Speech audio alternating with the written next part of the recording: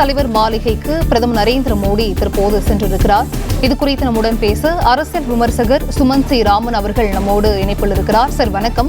பாஜக கூட்டணி மற்றும் இந்தியா கூட்டணி கூட்டங்கள் இன்று மாலை நடைபெறும் நிலையில அடுத்த கட்ட நகர்வுகள் எப்படி இருக்கும் சார்? நீங்க எப்படி பாக்குறீங்க? இல்ல, மிகவும் ஒரு அவசரமாக முடிவுகள் எடுக்கப்படுகின்றன மாதிரிதான் எனக்கு தோணுது. ஏன்னா சந்திரபாபு நாயுடு அவர்கள், நான் என்டிஏ கூட்டத்துல பங்கேற்க போறேன், அதுக்கு பிறகு நான் சொல்றேன், இப்போதைக்கு நாங்க என்டிஏவோட தான் இருக்கிறோம்னு சொல்லியிருக்காரு. ஸோ அதுக்கு முன்னாடி 8ஆம் தேதி மத்தியானம் பதவியேற்பு விழா அப்படிங்கிறாங்க. இதெல்லாம் அவங்க ஏத்துக்கிட்டதா? நிதிஷ்குமாரும் சந்திரபாபு நாயுடுவும் ஒப்புதல் கொடுத்துட்டாங்களா இந்த மாதிரி 8ஆம் தேதி பிரதமர் மோடியுடைய பதவியேற்பு விழான்னு?